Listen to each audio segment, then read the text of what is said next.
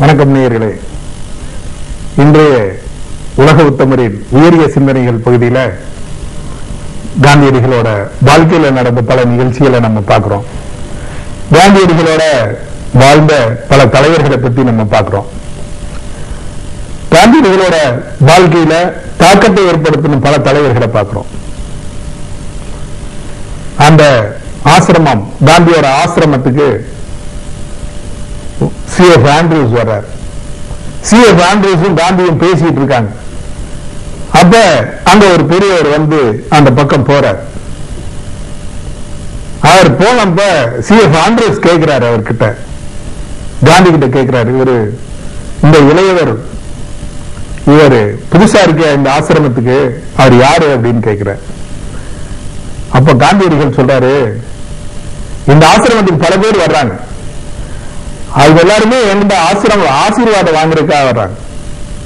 ஆனா இந்த ஆசிரமத்தை ஆசீர்வதிக்க வந்தவர் இவர் அப்படின்னு சொல்ற வினோபா பாவே இந்த ஆசிரமத்தையே ஆசீர்வதிக்க வந்தவர்னு சொல்லக்கூடிய அளவுக்கு உயர்ந்தவர் நின்றவர். ஆனா அவரோட காலகட்டத்தை நம்ம பார்த்தோம் அப்படின்னு சொன்னோம்னா, அவர் முதல்ல அவர் வந்து வீட்டை விட்டு போயிடுறாரு. மகாராஷ்டிரா மாநிலத்தை சேர்ந்தவர் அவர். அவர் வந்து தன்னோட தாய் எல்லாத்தையும் விட்டுட்டு, குடும்பத்தையும் விட்டுட்டு, ஏதோ ஒரு தேடல் அவருக்குள்ள, அதனால போயிடுறாரு. ஆனா அவர் போய் காசிக்கு போறாரு. அந்த காசியில போய் அவரோட மன போராட்டம் எப்படி இருக்கு,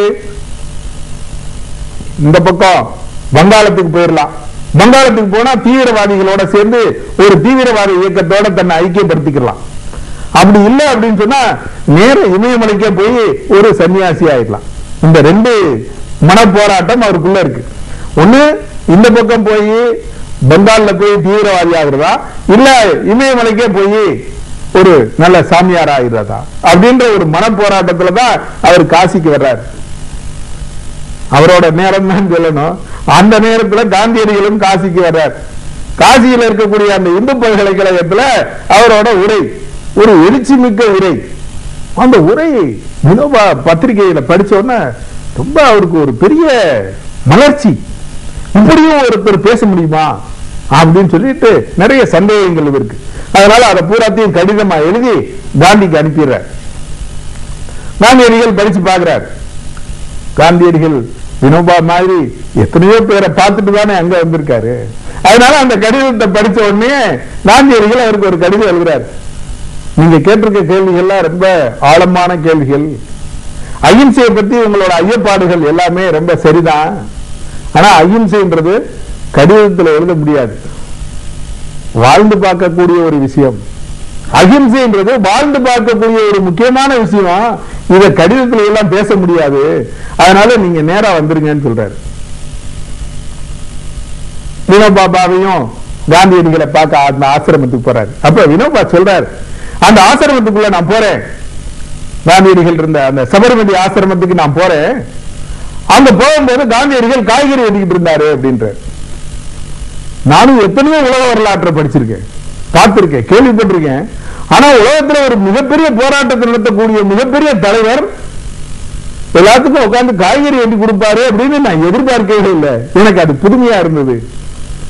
அதே மாதிரி நான் பல போராட்டங்களை பத்தி கேள்விப்பட்டிருக்கேன், பல இலக்கியங்களை படிச்சிருக்கேன், பல வெளிநாட்டு வரலாற்றுகளை படிச்சிருக்கேன். ஆனா ஆசிரமத்துல அந்த போராட்டத்துல கலந்துக்கிறவங்க எல்லாரும் இந்த மாதிரி 11 மகாவிரதங்களை நீங்க கடைபிடிக்கணும் அப்படின்னு சொல்லிட்டு விரதங்களை பத்தி யாருமே பேசினதே கிடையாது. ஆனா காந்தி தான் பேசியிருக்காரு. அது எனக்கு புதுமையா இருந்தது அப்படின்னு சொல்றாரு.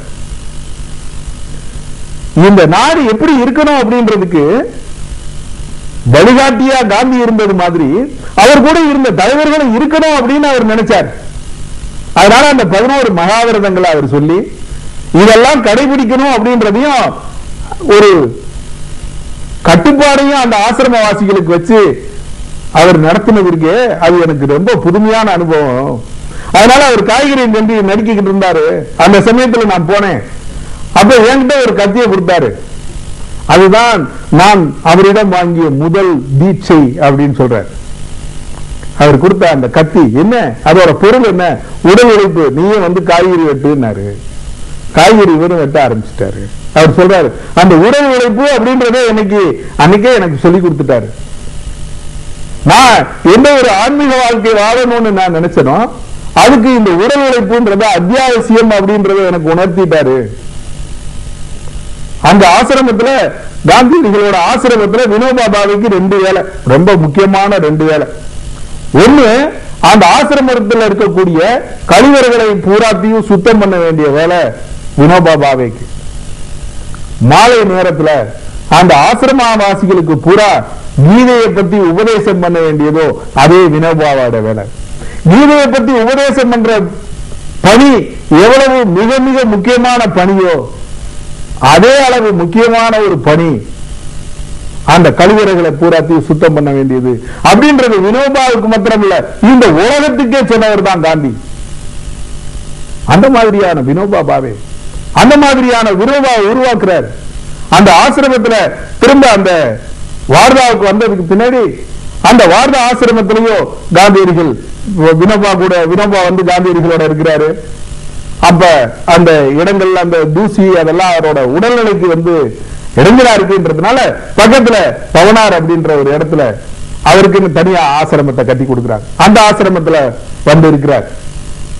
காந்தியடிகளோட இருந்த தலைவர்களையே ஒரு பன்மொழி புலவர் அப்படின்னு சொன்னா அது அநேகமா வினோபா பாவே தான். இங்க நம்மளோட வேலூர் சிறை, அவர் பல இந்தியாவில் இருந்த பல சிறைகள்ல இந்த ஆங்கில அரசாங்கம் அடைச்சிருக்கு. எந்தெந்த சிறைகள்ல எல்லாம் போய் தங்குறாரோ அங்கெல்லாம் அந்த மொழிகளை கத்துக்கிட்ட ஒரு பன்மொழி புலவர் வினோபா பாவே. இங்க வேலூர் சிறை, அந்த வேலூர் சிறையில தமிழ் கத்துக்கிட்டாரு. தமிழ் நல்லா பேசுவார். அவர் சொல்றாரு, தமிழ் பக்தி இலக்கியங்கள் எத்தனை இருக்கோ அத்தனையும் நான் படிச்சிருக்கேன் அப்படின்றார். தமிழ் மொழியிலேயே படிச்சிருக்கிறார். அதனால இங்க யாத்திரை எல்லாம் பண்ணும் போது பூமிதான யாத்திரை 50கள்ல வந்து பெரிய அளவுல பூமிதான யாத்திரை எல்லாம் நடத்தும் போது தேவார பாடல்கள் அப்படின்றதெல்லாம் ரொம்ப சர்வசமயமா அவர் பாட்டுக்கு பாடுவார். கூட்டம் ஆரம்பிக்கிறதுக்கு முன்னாடி ஒரு தேவார பாட்டோட ஆரம்பித்தார். வினோபா மகாராஷ்டிராக்காரரு.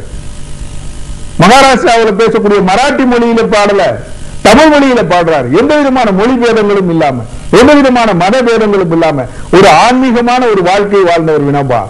அதனாலதான் அவர் சொன்னாரு, இனிமே வந்து இந்த ஆன்மீகமான ஒரு வாழ்க்கை, மதத்தை பத்தி அவர் சொல்லல, ஆன்மீகமான வாழ்க்கை, ஸ்பிரிச்சுவாலிட்டி, அதுதான் இனிமே மனிதனை உயிர்விக்கக்கூடியது அப்படின்னு சொல்லி தன்னோட வாழ்க்கையவே வாழ்ந்து காட்டிய பெருமகன் காந்தியடிகளோட அந்த ஆன்மீக சீடர்னு சொல்லக்கூடிய வினோபா பாவே.